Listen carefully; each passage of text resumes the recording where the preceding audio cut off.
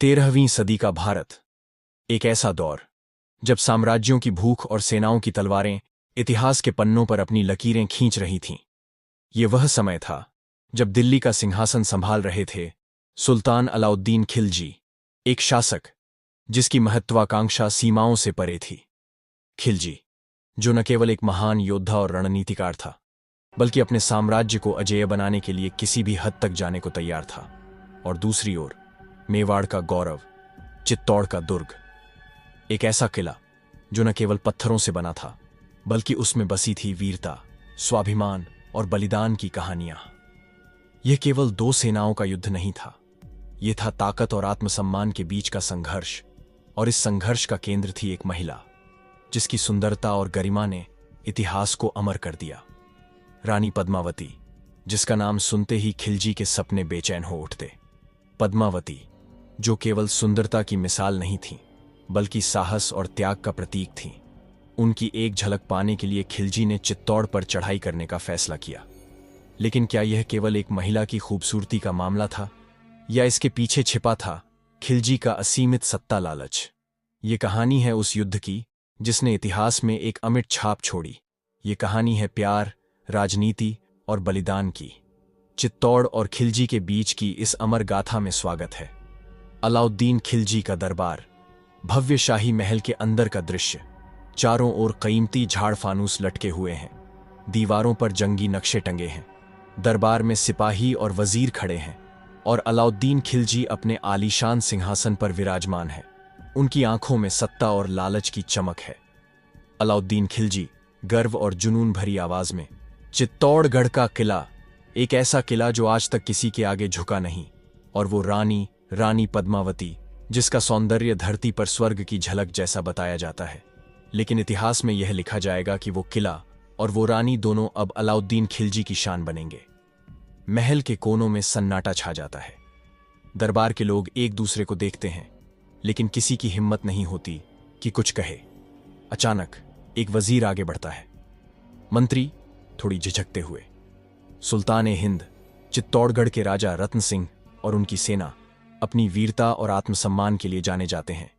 रानी पद्मावती को पाने का सपना कई शासकों ने देखा, लेकिन वो सब असफल रहे। क्या आपको लगता है कि राजा रतन सिंह आपकी बात मानेंगे? क्या वो अपनी रानी और अपना किला आपके हवाले कर देंगे? खिलजी अपने सिंहासन से खड़ा होता है। उसकी आंखों में जुनून और आक्रोश की चमक साफ झलकती है। अलाउद्दीन खिलजी, तेज और गूंजती हुई आवाज में, ताकत के सामने हर घमंड, हर वीरता टूट जाती है। मैं अपनी तकदीर खुद लिखता हूं, और मेरी तकदीर में चित्तौड़ और रानी पद्मावती का नाम दर्ज होगा। जो ताकत की भाषा नहीं समझते, उन्हें तलवार की धार समझा देती है। वह अपना हाथ उठाता है और सेनापति को इशारा करता है। अलाउद्दीन खिलजी, कल सुबह से हमारी सेना चित्तौड़ की ओर कूच करेगी। हमें किसी की इजाजत की जरूरत नहीं, अगर प्यार से नहीं तो ताकत से। लेकिन मेरा सपना पूरा होगा, चाहे इसके लिए कितने ही किले ढाने पड़ें। महल के बाहर युद्ध की तैयारियां शुरू हो जाती हैं। सिपाही अपने हथियार संभालते हैं।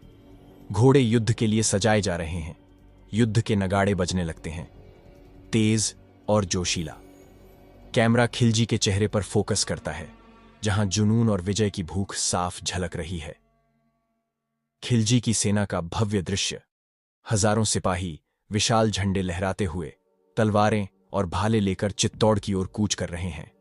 और इसी के साथ शुरू हुई एक ऐसी जंग जो इतिहास के पन्नों पर अमर हो गई। यह सिर्फ एक किले को जीतने की लड़ाई नहीं थी, बल्कि यह स्वाभिमान और लालच के बीच की सबसे बड़ी टकराव थी। चित्तौड़गढ़ का किला, चित्तौड़गढ़ के राजमहल का भव्य दृश्य। दीवारों पर शौर्य गाथाओं की चित्रकारी है। महाराणा रत्न सिंह और रानी पद्मावती एक भव्य बैठक कक्ष में चर्चा कर रहे हैं। बाहर सैनिक अभ्यास में व्यस्त हैं। महाराणा रत्न सिंह गंभीर स्वर में, रानी सा, दिल्ली का सुल्तान अपनी ताकत और लालच के नशे में चित्तौड़ की मर्यादा को रौंदने की कोशिश कर रहा है। उसे लगता है कि वह हमारी आत्मा को भी तलवार की धार से झुका सकता है। लेकिन वह यह नहीं जानता कि चित्तौड़ का हर पत्थर यहां के वीरों के खून से सींचा गया है। यह किला ही नहीं, उसकी कब्रगाह बनेगा। रानी पद्मावती शांत चित्त और गरिमा के साथ महाराणा की ओर देखती हैं। उनकी आंखों में साहस की चमक है। रानी पद्मावती गर्व और दृढ़ स्वर में, महाराज, यह युद्ध केवल चित्तौड़ का नहीं, पूरे मेवाड़ की प्रतिष्ठा और सम्मान का है। अलाउद्दीन खिलजी जैसे शासक ताकत और लालच से जीतने की कोशिश करते हैं, लेकिन हमारी ताकत हमारी एकता और हमारे लोगों का आशीर्वाद है। हम केवल युद्ध नहीं लड़ेंगे, हम एक नई गाथा लिखेंगे। तभी एक मंत्री तेजी से अंदर आता है। उसके चेहरे पर चिंता झलकती है। मंत्री झुकते हुए, महाराज, खुफिया सूत्रों से खबर मिली है कि अलाउद्दीन खिलजी की सेना कल सुबह हमारे किले पर आक्रमण करने की तैयारी कर रही है। उनकी सेना विशाल और संगठित है। महाराणा रत्न सिंह उठकर खड़े होते हैं। उनका स्वर अब और अधिक दृढ़ है। महाराणा रतन सिंह जोरदार आवाज में, तो फिर हमारा जवाब भी तैयार है। हमारी तलवारें उनकी हर कोशिश को नाकाम करेंगी। चित्तौड़ का हर योद्धा इस युद्ध में अपना सर्वस्व न्योछावर करने को तैयार है। सैनिकों को आदेश दो, हर तीर, हर तलवार, हर योद्धा सुबह से पहले युद्ध के लिए तैयार हो। चित्तौड़ के स्वाभिमान के लिए हम मर मिटेंगे, लेकिन झुकेंगे नहीं। रानी पद्मावती शांत लेकिन दृढ़ स्वर में, मां, यह युद्ध धर्म और अधर्म का है। हमारी विजय हो ताकि मेवाड़ की प्रतिष्ठा अक्षुण्ण रहे। हमारे सैनिकों को शक्ति और साहस प्रदान करें। महल के बाहर का दृश्य शांत लेकिन दृढ़ स्वर में, मां, यह युद्ध धर्म और अधर्म का है। हमारी विजय हो ताकि मेवाड़ की प्रतिष्ठा अक्षुण्ण रहे। हमारे सैनिकों को शक्ति और साहस प्रदान करें। महल के बाहर का दृश्य, सैनिक युद्ध के लिए अपने हथियार तैयार कर रहे हैं। धनुर्धरधारियों के तरकश भरे जा रहे हैं। तलवारें तेज की जा रही हैं। घोड़ों को सजाया जा रहा है। युद्ध नगाड़े गूंज रहे हैं। कैमरा रानी पद्मावती और महाराणा रतन सिंह के चेहरों पर फोकस करता है। उनकी आंखों में जोश और संकल्प झलकता है। चित्तौड़ के किले की दीवारें इस संघर्ष की साक्षी बनने को तैयार थीं। यह युद्ध केवल ताकत का नहीं था, यह स्वाभिमान, त्याग और बलिदान का प्रतीक बनने जा रहा था।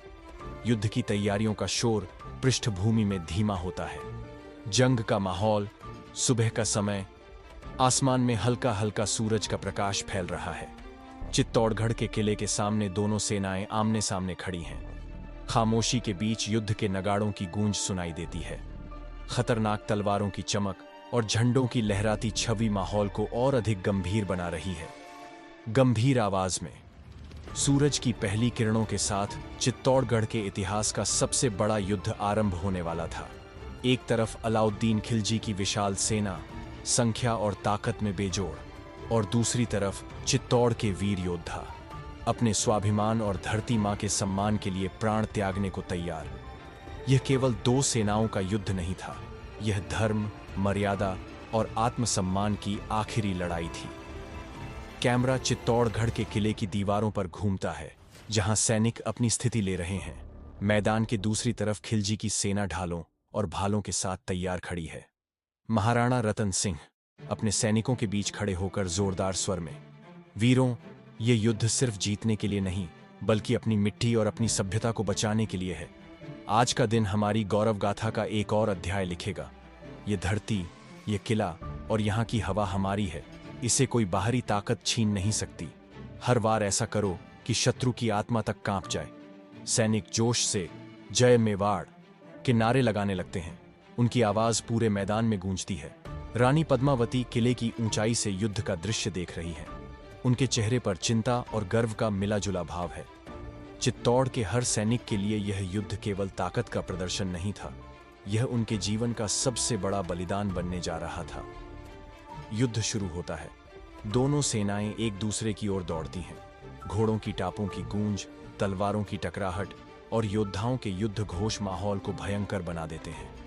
सिपाही एक, चित्तौड़ का, हम अपनी धरती के हर कण के लिए लड़ेंगे, मरेंगे या मारेंगे, लेकिन पीछे नहीं हटेंगे।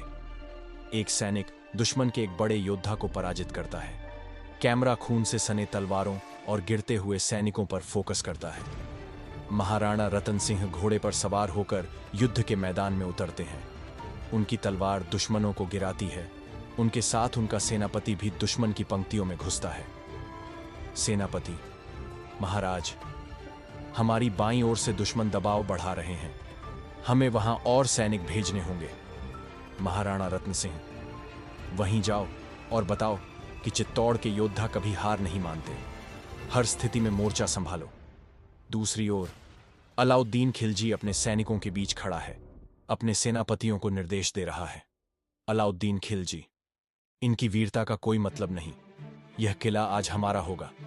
हर दरवाजा तोड़ दो, हर योद्धा को खत्म कर दो, चित्तौड़ को घुटने टेकने पर मजबूर कर दो।